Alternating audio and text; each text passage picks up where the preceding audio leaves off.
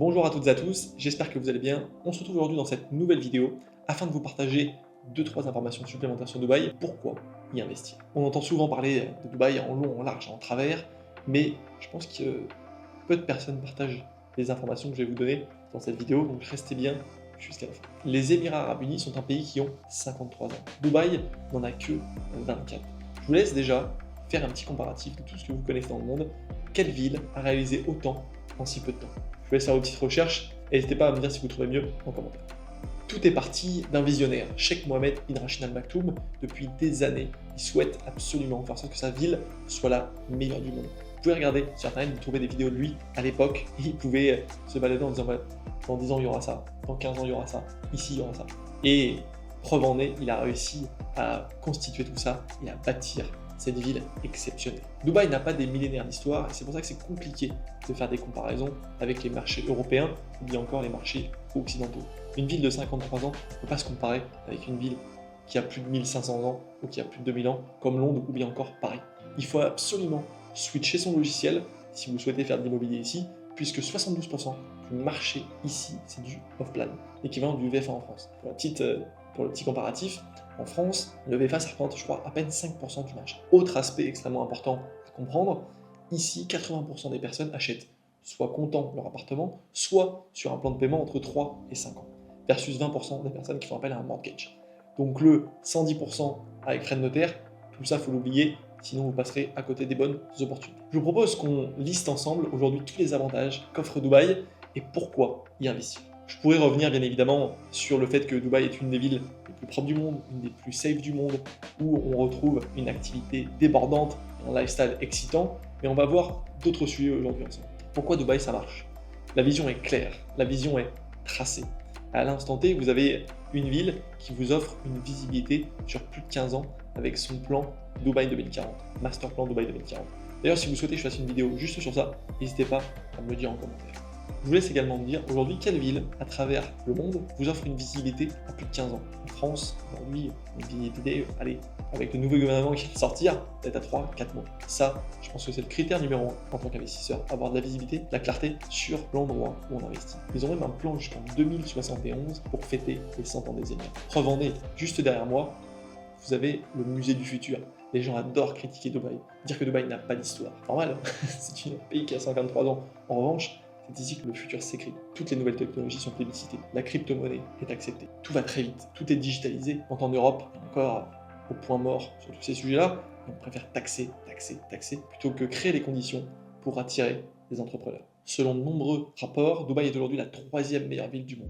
Opportunités économiques, prix de l'immobilier accessible, bonheur de ses habitants, et j'en passe. Je pourrais vous envoyer tous les critères si vous le souhaitez. Au-delà de ça, Dubaï et les Émirats Arabes Unis font maintenant partie des BRICS, ce qui leur donne un impact économique également intéressant. Et ils ont aussi développé pas mal de nouveaux partenariats entre l'Asie, l'Afrique, et également la partie européenne, au développement de leur route commerciale. Pour votre gouverne, chaque mois, ils ouvrent 4 nouvelles villes dans le monde en termes de partenariat commercial, ce qui est juste titanesque. C'est également la première destination des millionnaires en 2024. On est d'accord, vous et moi, que si demain vous êtes millionnaire, sur le principe, vous pouvez aller où vous le souhaitez. Pourquoi les gens choisissent Dubaï? Flexibilité, sécurité, propreté, service, accès à son capital, simplicité d'esprit, simplicité de vie. Vous avez les meilleurs hôtels, les meilleurs restaurants, les meilleurs beach clubs. C'est la course à l'échalote, comme j'aime bien le dire. Vous avez également le tourisme qui explose. Depuis maintenant plusieurs années, Dubaï est sur le centre de l'échiquier mondial. Tout le monde souhaite passer ici, sauf nos amis écolos.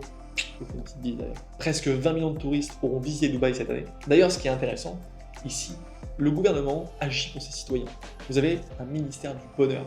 Oui, vous avez bien entendu, un ministère du bonheur. Où le seul job de ces mecs-là, c'est plutôt des femmes, selon mes informations, qui sont à ce ministère-là. Le seul boulot, c'est de faire en sorte que les gens se sentent bien dans leur vie. Ils mettent tout en place par rapport à ça. L'objectif de Dubaï d'ici 2040, c'est de doubler sa population et de doubler son économie. Quand vous avez cette ambition-là, il faut également doubler les infrastructures, les bars, les hôtels, les restaurants, les bureaux, tours résidentiels. Et c'est pour ça que Dubaï n'arrête pas de construire. Oui, mais c'est une bulle immobilière. Regardez les statistiques. Pourquoi le marché de l'immobilier aujourd'hui augmente? Tout simplement une question d'offre et de demande. Pas besoin d'avoir fait maths sup, maths spé. Il y a plus de gens qui viennent à Dubaï que de biens qui sortent de terre. Sur 2024, plus de 200 personnes sont arrivées. La famille moyenne est entre 4 et 5 personnes en fonction des données qu'on regarde, et ce qui nous fait un besoin en logement entre 50 et 55 000 par an. Aujourd'hui, les promoteurs vont être en capacité d'en sortir entre 30 et 35 000 sur 2024. Tout en sachant que ça ne regroupe qu'une seule partie de l'équation. Il y a également plus de 50 000 business qui ont été ouverts aujourd'hui à Dubaï. Bon, bien évidemment, tout le monde ne va pas vivre ici, mais partons du principe où uniquement la moitié des gens s'installent, déjà 25 000 personnes, multiplié par 2 ou 3, vous voyez bien qu'on est en manque de logement sur Dubaï. Et c'est ce qui fait que ça monte, ça monte, ça monte. Les gens, pareil, raisonnent avec un mindset européen et occidental, sur un marché immobilier qui est complètement différent. Dubaï n'est pas cyclique, Dubaï fonctionne sous forme de vague. Et aujourd'hui, la vague est simple, elle est comme ceci. Elle monte jour après jour, et surtout, elle est connectée avec le gouvernement. C'est pas des promoteurs qui bâtissent dans un coin et le gouvernement qui agit dans l'autre. Tout est fait de pair, tout est pensé, organisé et orchestré pour amener Dubaï à devenir la meilleure ville du monde d'ici les 2 voire 3 prochaines années. D'ailleurs, si ma chaîne t'intéresse, pense à mettre un petit like, pense à t'abonner, uniquement si tu apprécies le contenu. D'ailleurs, si on revient sur la partie prix, c'est vrai que les logements ont pris plus de 30% sur les 3 dernières années, les loyers également, et ce n'est pas fini, puisque je viens de vous expliquer qu'aujourd'hui, beaucoup plus de personnes arrivent, souhaitent s'installer, que malheureusement de logements qui sortent de terre. Autre donnée intéressante, l'année passée, vous avez eu plus de 10% d'augmentation en termes d'immatriculation de véhicules. À titre de comparaison, dans le reste du monde, c'était 2% d'augmentation. D'ailleurs, autre facteur extrêmement intéressant pour vous, l'économie de Dubaï est la plus solide du monde. Regardez également. Si vous voulez les sources de tout ce que je vous raconte, n'hésitez pas à me mettre en commentaire, je vous les enverrai également. Ensuite, il faut savoir que le PIB, ou du moins la croissance du PIB, sur les Émirats Arabes Unis, va être de presque 5% à la fin de l'année, quand, si on compare au reste du monde, on est à peine à 3%. Et j'ai oublié, et pour moi c'est la cerise sur le gâteau, la partie fiscale. Parce que bien évidemment, si Dubaï n'avait que la fiscalité, ça pourrait être les îles Saint-Domingue, ça pourrait être les îles Bahamas, les Caïmans, ou bien encore les îles Vierges britanniques. Et aujourd'hui, pour moi, la fiscalité vient juste à la fin et pas au début. C'est un argument supplémentaire, notamment sur la partie immobilière.